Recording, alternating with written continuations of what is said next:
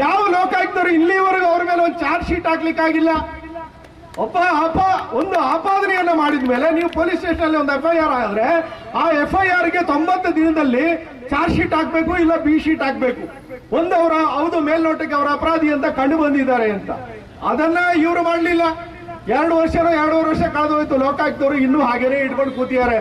ಏನ್ ಮಾಡೋದು ಅಂದ್ರೆ ಕಾಂಗ್ರೆಸ್ ಸರ್ಕಾರ ಬಂದಿದೆ, ಅದನ್ನ ಬಿ ರಿಪೋರ್ಟ್ ಹಾಕ್ಬಿಟ್ರೆ ಎಲ್ಲ ನಮ್ಮ ಮೇಲೆ ಬಂದ್ಬಿಡ್ತಾರೆ ಅಂತ ಎದುರಿಸಿಟ್ಕೊಂಡಿದ್ದಾರೆ. ಅಲ್ಲಿಗೇನು ಈ ಭೂ ಹಗರಣದಲ್ಲಿ ಜೀವರಾಜ್ ಮೇಲೆ ಏನೋ ಸಾಧ್ಯ ಆಗಲ್ಲ ಅಂದ್ಮೇಲೆ ಇನ್ಯಾವುದೋ ಒಂದು ಹಗರಣ ತಂದ್ರು ನಾನು ಹಸಿ ಇಲ್ಲಿ ಹೇಳ್ಬಿಟ್ರೆ ಅದು ಸರಿ ಬರಲ್ಲ ಅಂತ ನಂಗೆ ಅನ್ಸುತ್ತೆ. ಯಾಕಂದ್ರೆ ಆ ತರದ ಭಾಷೆಗಳನ್ನ ಕಾಂಗ್ರೆಸ್ನವರು ಉಪಯೋಗಿಸುವಂತ ಭಾಷೆಗಳನ್ನ ನಾವು ಬಳಸಲ್ಲ.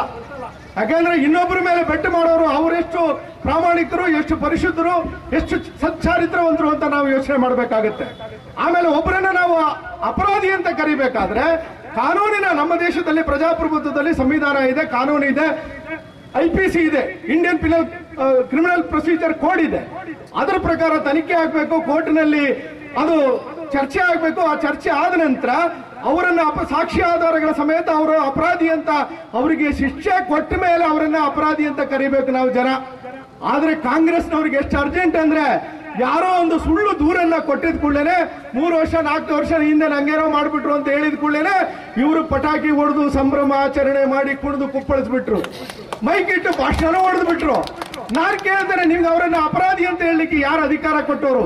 ಈ ದೇಶದ ಸಂವಿಧಾನದ ಬಗ್ಗೆ ನಿಮಗೆ ನಂಬಿಕೆ ಇಲ್ವಾ? ಅದು ಕಾನೂನು ಪ್ರಕಾರ ನಡೀಲಿ.